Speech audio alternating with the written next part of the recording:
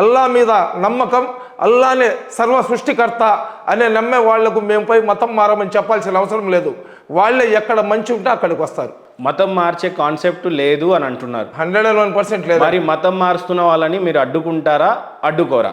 మతం వాళ్ళు బలవంతంగా మారారా లేదా వాళ్ళు ఏదైతే అల్లా మీద పూర్తి నమ్మకంతో మారారా అనేది మనకు తెలియాలా.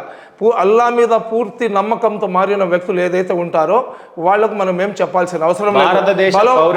మాట అండి, బలవంతంగా ఎవరైనా మారి ఉన్నారనుకోండి, వాడు బలవంతంగా మారిన తర్వాత వాడికి మళ్ళీ బలం వచ్చిన తర్వాత బయటికి వెళ్ళిపోతాడు, వాడు దాంట్లో ఉండడు. అంతే కదా? అంతే, 101%. సమీ గారు పరమతాన్ని గౌరవిస్తాను అని అన్నారు. అలాగే మత మార్పిడి అనేది ఎట్టి పరిస్థితుల్లో జరగడానికి వీల్లేదు, ఇస్లాంలో అది లేదు అని మీరు క్లియర్గా బోధిస్తున్నారు. సిరాజ్ గారు చాలా స్పష్టంగా వేదికల మీద వేదాలను చదువుతూ మీ దేవుడు లేడు, బైబుల్ ప్రకారంగా మీకు యేసు ప్రభుల వారు యెహోవాలు దేవుడు కారు, మా ఒక్క దేవుడు మాత్రమే నిజ దేవుడు, మీరు మతం మారండి అని బహిరంగంగా బోధిస్తున్నాడు. దీనికి మీరు ఏమని సమాధానం ఇస్తారు? నా దేవుడు గొప్ప అని నేను చెప్పుకోవాల్సిందే, మీ దేవుళ్ళు గొప్పోళ్ళు అని చెప్పి మీరు చెప్పుకోవాల్సిందే, బైబిల్ ప్రకారం వాళ్ళ దేవుడు గొప్పోళ్ళు అని చెప్పి వాళ్ళు చెప్పుకోవాల్సిందే. అక్కడెక్కడ ప్రాబ్లం రాదు. నా దేవుడు గొప్ప, మీ దేవుడులో ఏదో లోపాలు ఉన్నాయని చెప్పినప్పుడే కాంట్రవర్సిటీ వస్తుంది. మీరు అద్దం చూసుకొని అబ్బా నేను చాలా అందంగా ఉన్నానని చెప్పి మీ వీపు మీద మీరు కొట్టుకుంటే ఎవరికి ఇబ్బంది లేదు. మీరు వచ్చేసి మీ కెమెరామ్యాన్కో లేదా బయట ఎవరికో పోయేసి నేను అందంగా ఉన్నాను, నువ్వు నీ ముఖం వంకరగా ఉందని చెప్పినప్పుడే కదా వాళ్ళ మీద తగ్గుకొచ్చేది. నా మతం గొప్పదే, అల్లా తప్ప ఆరాధించడానికి ఏగుడు ఎవరు లేరు. ముహమ్మద్ ప్రవక్త సల్లల్లాహు అలైహి వసల్లం చివరి ప్రవక్త. రైట్ సమీ గారు, ఎట్టి పరిస్థితుల్లో కూడా మతం మార్పిడి అనేది తప్పు, మతం అనేది మార్చరాదు అని అన్నారు, చాలా సంతోషం. కానీ సిరాజ్ గారు బహిరంగంగా మతాలు మారుస్తున్నారు అనేదే నా వాదన. సరే, ఇప్పుడు నేను అడగబోయే ప్రశ్న చాలా స్పష్టంగా అడుగుతున్నాను మిమ్మల్ని. మీరు పుట్టుకతో ఇస్లాంలో పుట్టారా లేదా మీరు కూడా హిందువు గుండి మతం మార్చుకున్నారా? సిరాజ్ గారు లాగానా లేదా మీరు పుట్టుకతోనే ఇస్లాంలో పుట్టారా?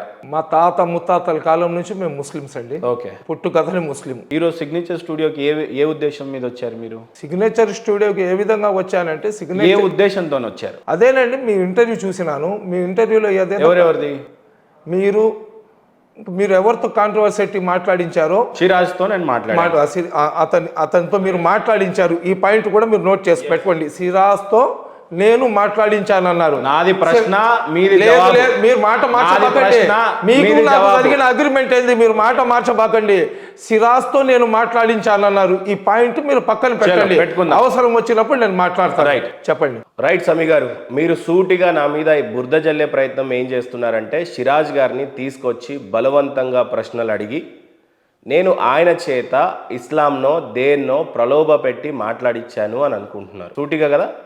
10,000 మంది బోధన చేసేటంటి వక్త అంటారో ప్రవక్త అంటారో నాకైతే తెలియదు, కానీ 10,000 మంది ముంగట సిరాజ్ గారు గుక్క తిప్పకుండా వేదాల గురించి బైబిళ్ళ గురించి బోధించే సిరాజ్ గారు ఏవైతే నా దగ్గరికి వచ్చి మాట్లాడారో ఆ విషయాల మీద స్పష్టంగా మీరు మాట్లాడాలని వచ్చారు, అవునా? ప్రశ్నలు నావి కానీ జవాబులు నావి ఉండవు. ఇప్పుడు మీరు ఉన్నారు, మిమ్మల్ని ఏదైనా ఒక ప్రశ్న అడుగుతున్నాను అని అంటే ప్రశ్న నాది, జవాబు మీది. ఇంత ప్రయాసపడి ఏదన్నా ఒక ప్రోగ్రాం చేస్తాము అని అంటే అది 10 మందికి ఉపయోగపడాలని నేను నా పక్షాన న్యూట్రల్గానే ప్రశ్నలు అడిగాను, కానీ ఆయనని డ్యామేజ్ చేయాలని వ్యక్తిగతంగా నేనైతే ఏవి అడగలేదు. సిరాజ్ గారితో ఏదైతే మీరు ఇంటర్వ్యూ చేసినారో, మీరు సిరాజ్ గారితో చేసుకున్నా మాకు ఇబ్బంది లేదు, వేరే క్రిస్టియానిటీకి సంబంధించిన వాళ్ళతో మీరు చేసుకున్నా మాకు ఇబ్బంది లేదు, లేదా మీరు హిందువుల్లో ఎవరైతే ఉన్నారో వాళ్ళ చేత చేసుకున్నా మాకు ఇబ్బంది లేదు. ఎందుకంటే మీ ఇంటర్వ్యూస్ కానీ మీ సిగ్నేచర్ స్టూడియో కానీ మనం చూసినప్పుడు నాన్ కాంట్రవర్సిటీగా మీరు ఉన్నారు. ఎందుకంటే మీకు గుర్తుందో లేదో, ఎలక్షన్ల ముందర మీరు నెల్లూరుకు వచ్చినారు. అక్కడ ఒక ఎమ్మెల్యే క్యాండిడేట్ ఇంటర్వ్యూ చేసిన తర్వాత నాతో కూడా మీరు ఇంటర్వ్యూ చేసినారు. ఆ రోజు ఆ పరిచయమే. దాని తర్వాత ఎప్పుడైనా ఎక్కడైనా మనం వాట్సాప్లో హలో హాయ్ పెట్టుకునేవాళ్ళం. అంతకు మించి మీకు నాకు ఎటువంటి సంబంధం లేదు. కానీ మనం మెసేజెస్లో అయితే హెల్తీ మెసేజ్లు మనం పెట్టుకునేవాళ్ళం. ఒక మంచి ఆలోచన ఉండి హైదరాబాద్ లాంటి ప్రాంతంలో ఉన్న ఒక హిందూ సోదరుడు ఇంత సౌమ్యుడుగా ఉంటాడనే విధంగా మీకు మా గుండెలో ఒక స్థానం ఉండింది. సౌమ్యంగా ఉండి అందరితో బాగా ఉండే మహేందర్ ఏంది ఈ ఇంటర్వ్యూలో ఈ విధంగా అతను ఎందుకు చేశాడు? అతను సబ్జెక్ట్ తెలియక చేశాడా, లేదా మహేందర్ ఏదైనా డబ్బులు ఇచ్చి చేయించుకున్నాడా, లేదా మొత్తం 25 సంవత్సరాల నుంచి నేను ధార్మికంగా మొత్తం నేను వడబోసేసి ఉన్నాను. నేను ఖురాన్లు, బైబిళ్ళు, అదేవిధంగా ఉపనిషత్తులు, ఎదుర్వేగాలు అవి ఎందేందో చెప్పేసి ఇవన్నీ కూడా నేను వడబోసేసి ఉన్నాను.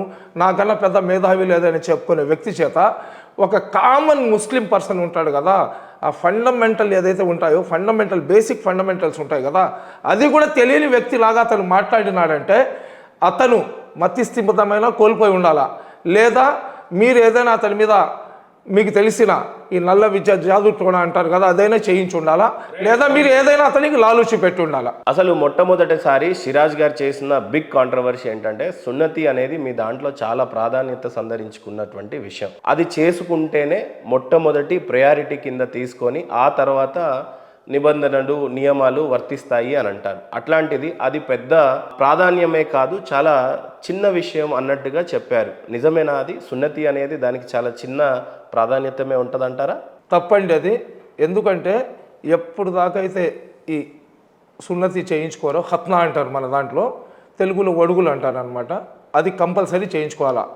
ఇస్లాం ధర్మంలో పాకి అంటే నీట్నెస్, ఆ నీట్నెస్ మా ఈమాన్లో సగం ఈమాన్.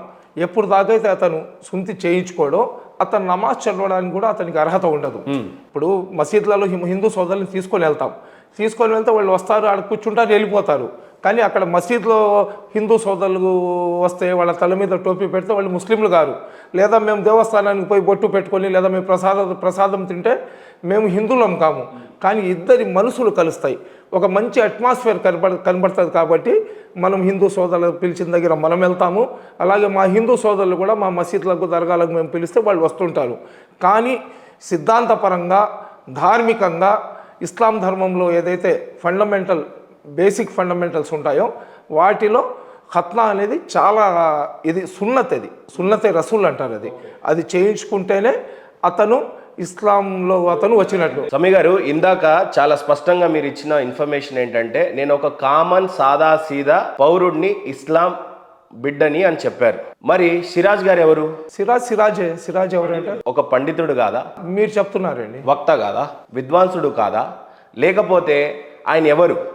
బోధించే వాళ్ళు గొప్ప ప్రవక్త, లేకపోతే గొప్ప వక్త, గొప్ప పండితుడు అని చెప్తున్నారు ఆయన.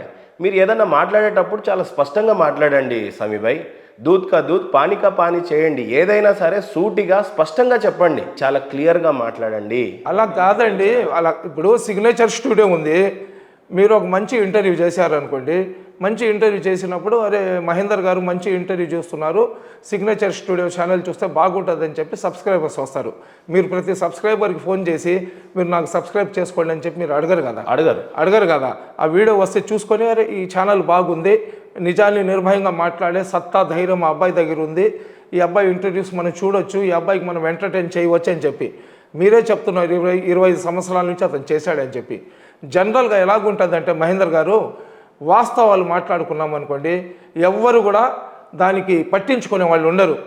ఒక మహిళ శరీరం అంతా ఒక మూర్తిలాగా, ఒక బంగారు కుందరం బొమ్మలాగా నగలేసుకొని, వాళ్ళంతా బట్టలు వేసుకొని, బాగా మేకప్ చేసుకొని రోడ్డు మీద నడుచుకుంటూ వెళ్తుంది అనుకోండి, ఆమె సాయ కొంతమంది చూడొచ్చు, కొంతమంది చూడకపోవచ్చు.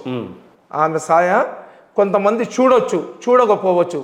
కానీ ఒక పిచ్చిది శరీరం మీద బట్టలు లేకుండా రోడ్డు మీద కానీ కూర్చొని ఉంటే గడ్డం టోపీ పెట్టుకున్న ముల్లా కూడా చూస్తాడు, తలకు పిలక పెట్టుకున్న పంతులు కూడా చూస్తాడు, భుజం మీద సిలువ మోసుకొని వచ్చే పాస్టర్ కూడా చూస్తాడు. అంటే చెడుతో కాదు, ఆ మనిషి యొక్క సైకాలజీ ఎలాగుంటుందంటే ఒక మంచి కన్నా కానీ చెడు వైపు సప్పంటి వెళ్తారు. ఒక కాంట్రోసిటీ. నేను వచ్చి క్యా మహేందర్ భాయ్ కైసే హో అని చెప్పి నేను మాట్లాడాను అనుకోండి, అది ఉండదు. లేదా మీరు క్యా సమీ భాయ్ అంటే మాట్లాడామనుకోండి, దాని గురించి డిస్కషన్ ఉండదు. కానీ ఏదో ఒకటి మనం మాట్లాడామనుకోండి, మాట్లాడినప్పుడు అరే ఇదంటారా అని చెప్పి జనాలు చర్చ వస్తుంది. దానికోసమే మనము, మీకు తెలుసో తెలీదో, ఒక 2 years నుంచి మనం కాలేజీలలో, స్కూళ్ళల్లో కూడా మనం ఏం చెప్తున్నామంటే టీచర్స్కు వాళ్ళ పేరెంట్స్ మీటింగ్స్ పెట్టించి ఒకే మాట చెప్తున్నాం, హిందువులు ఎవరైతే ఉన్నారో మీ ధర్మం గురించి మీ బిడ్డలకు నేర్పించండి. ముస్లింలు ఎవరైతే ఉన్నారో మీ బిడ్డలకు ఖురాన్ నమాజ్ చదవడము, 5 పూట్ల నమాజ్ ఏంది, ఫాస్టింగ్ అంటే ఏంది, ఖురాన్ ఎందుకు చదవాలా, ఖురాన్ ఏంది, మనిషి చచ్చిపోయేదాకా, ప్రపంచంలో చచ్చిపోయిన తర్వాత ప్రళయం దాకా కూడా ఎటువంటి చెడుకి దగ్గర కాకుండా దూరంగా ఉండే గ్రంథం అది. ఏది ఖురాన్ అనేది. అదేవిధంగా మీ దైవ గ్రంథాల్లో కూడా ఎక్కడ కూడా ఒకళ్ళని అవమానపరచండి, ఒకళ్ళని చంపేయండి, ఒకళ్ళని నరికేయండి, వేరే వాళ్ళది లాక్కోండి అని ఏం లేదు. నీ కర్మ ఫలితాన్ని నువ్వు అనుభవిస్తావు అని చెప్పి చెప్తుంది హిందూ ధర్మం. నీ కర్మ ఫలితాన్ని నువ్వు అనుభవిస్తావు. మనకైతే ముస్లింలకైతే ఒకే ఒక జన్మ, రెండో జన్మ మీద మేము ఆధారపడం. కానీ హిందూ మైథాలజీ ప్రకారం 7 జన్మల మీద మీరు ఆధారపడతారు. ఈ జన్మలో కానీ మీ కోరిక కానీ తీరకపోతే నెక్స్ట్ జన్మలో మీరు పుడతారు అని చెప్పి. అలాగే చెడు చేసినవాడు ఈ జన్మలో ఎవరికైనా కీడు చేసినవాడు వచ్చే జన్మలో పశువుగా పుడతాడని చెప్పి మీ ధర్మాలు కూడా చెప్తున్నాయి. వాటి మీద హిందువులు బాగా భయపడతారు. ఎందుకంటే మేము ఒక అల్లాని ఆరాధిస్తాము, మొహమ్మద్ ప్రవక్త చూపించిన మార్గంలో వెళ్తాం కాబట్టి మాకు ఏదైనా భయం ఏదైనా ఉంటే అల్లాతోనే, సరేనా?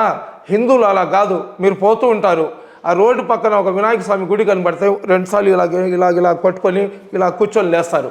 మేము అది చేయము. ఎందుకంటే మాకన్నా ఎక్కువ భయము, మాకన్నా ఎక్కువ పాప భీతి హిందువుల్లో ఎక్కువ ఉంటుంది. కాబట్టి హిందూ ధర్మం ఎప్పుడు కూడా ఇతరులను ఇబ్బంది పెట్టి వాళ్ళు కన్నీళ్ళు పెట్టుకుంటే నువ్వు సంతోషంగా ఉండమని ఏ ధర్మం కూడా చెప్పండి.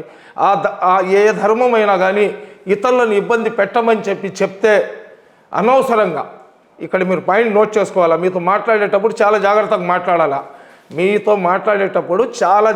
మాట్లాడాలా.